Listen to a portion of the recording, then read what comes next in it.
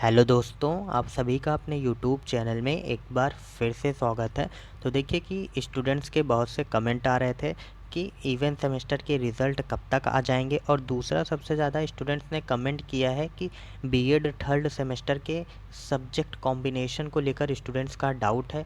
उसके बारे में बताने वाला हूं। और जो नया एडमिशन कहीं पर भी कराने वाले हैं तो उनको कौन सी, अगर जिनका रिज़ल्ट नहीं आया है या रिज़ल्ट अभी आपका ऑनलाइन ही आया है, आपका हार्ड कॉपी नहीं आया है, तो आपको क्या लगाना है या आपको क्या करना है उसके बारे में भी बताऊंगा।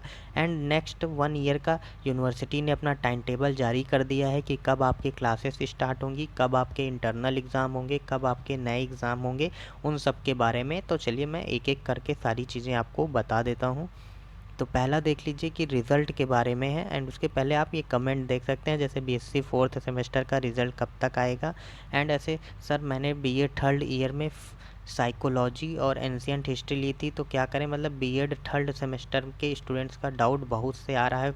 कुछ बच्चे मेल कर रहे हैं, कुछ ने यूट्यूब पर ही कमेंट कर रहे हैं, तो उसके बारे में मैं आगे बताने वाला हूँ। लेकिन पहले आप देख लीजिए रिज़ल्ट के बारे में। तो रिज़ल्ट के बारे में अभी यूनिवर्सिटी की तरफ से केवल इतना ही अपडेट है कि आपकी बीएड की या सारी इवेंट सेमेस्टर की जो कॉपियां हैं वो चेक हो रही हैं, उनका इवैल्यूएशन हो रहा है। एंड जैसे ही आपका इवैल्यूएशन हो जाएगा देन आपके रिज़ल्ट पब्लिश कर दिए जाएंगे।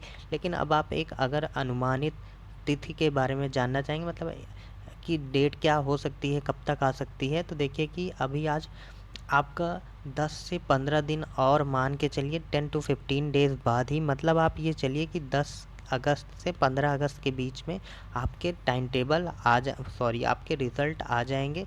तो 10 से 15 अगस्त तक का आप लोग वेट करिए, उसके पहले ही आपके रिज़ल्ट आ जाने चाहिए।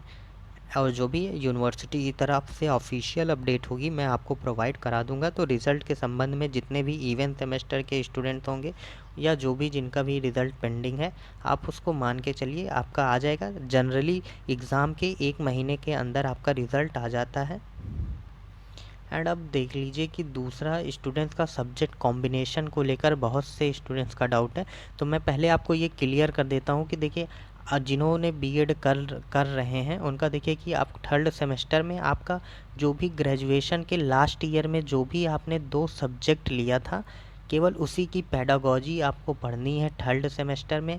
और आपने इसी चैनल पर पूरा टाइम टेबल देख लिया होगा, सारे सब्जेक्ट की अलग अलग टाइम टेबल है। ऐसे जैसे कुछ सब्जेक्ट्स ऐसे होते हैं जिनकी पेडागॉजी उसमें आपको सिलेबस में नहीं दिया होगा, तो उसका मतलब आपका जैसे उससे जैसे कॉमर्स और इकोनॉमिक्स दोनों का एक ही पेडागॉजी है, तो ऐसे ही जो भी स्टूडेंट्स हैं उनका सारा कॉम्बिनेशन उसमें दिया है। आपको नहीं चूज़ करना है, ये आपके कॉलेज में आपके आपके कॉलेज में आपको दे दिया जाएगा कि आपको ये सब्जेक्ट पढ़ना है। एक बार अगर आपको कन्फ्यूज़न है तो अपने कॉलेज में जाएंगे तो आप सर से बताएंगे कि मेरा ये 2 सब्जेक्ट था ग्रेजुएशन के लास्ट ईयर में, तो वो उसी के अकॉर्डिंग आपको सब्जेक्ट बता देंगे।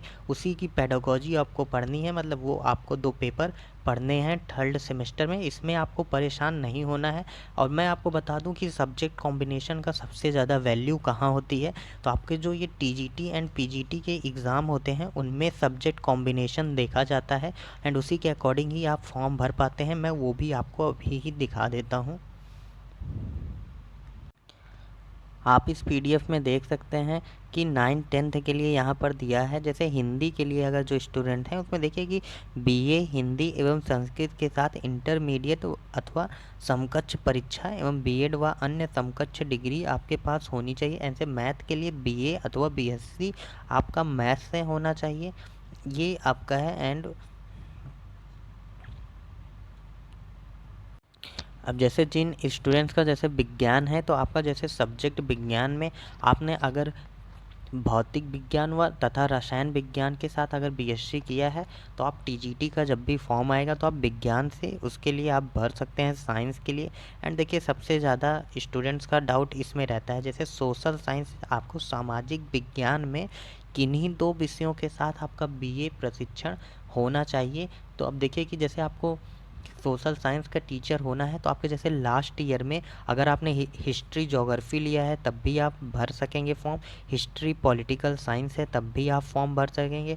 आपका ज्योग्राफी इकोनॉमिक्स है तब भी भर सकेंगे फॉर्म। ये चीज़ें बस यहाँ पर आपको कॉम्बिनेशन ध्यान होना देना पड़ता है टीजीटी पीजीटी में।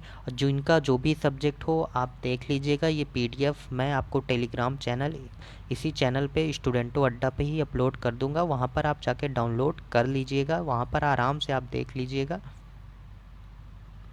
और तीसरा आप इम्पॉर्टेंट चीज़ देख लीजिए, 2023-24 का शैक्षणिक कैलेंडर जो है ये आ चुका है। तो देखिए कि विषम सेमेस्टर में प्रवेश प्रक्रिया पूर्ण होने की तिथि इसमें 31/7/2023 तक दी गई है। एंड अब आप यहाँ पर देख लीजिए कि इसमें दिया है कि विषम सेमेस्टर की परीक्षाएं प्रारंभ व पूर्ण होने की तिथि 21/11/2023 मतलब 21 नवंबर से 20 दिसंबर तक दिया है डेट। तो इसी के आसपास आपके जो अब इवन सेमेस्टर मतलब ऑड सेमेस्टर के होंगे एग्ज़ाम वो होंगे।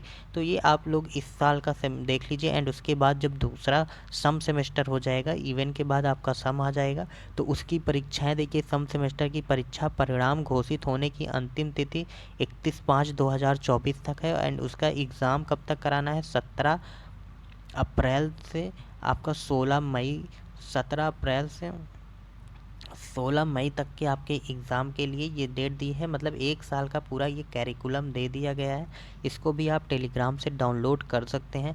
बाकी जो भी आप सभी के और डाउट होंगे वो आप लोग प्लीज़ कमेंट करके पूछ लीजिएगा, मैं आपको बता दूंगा। एंड देखिए जो नए स्टूडेंट्स एडमिशन कराना चाह रहे हैं तो उसमें आप लोगों को क्या करना होता है कि आपका जो इंटरनेट से जो आपने रिज़ल्ट निकाला है उसको आप अपने कॉलेज में जाकर अपने प्रिंसिपल से वेरीफाई करा लेंगे। उसमें कॉलेज की मोहर एंड उसमें आपके प्रिंसिपल की साइन हो जाएगी, तो वो आपका वैलिड हो जाता है। जैसे मतलब बीएड में अगर आप काउंसलिंग करा रहे हैं तो वहाँ पर भी आप ऐसा करा सकते हैं। एक बार अपने कॉलेज में भी ज़रूर पता कर लीजिएगा इसके बारे में, और जो भी नई अपडेट होंगी मैं आपको प्रोवाइड करा दूँगा। Thank you for watching this video.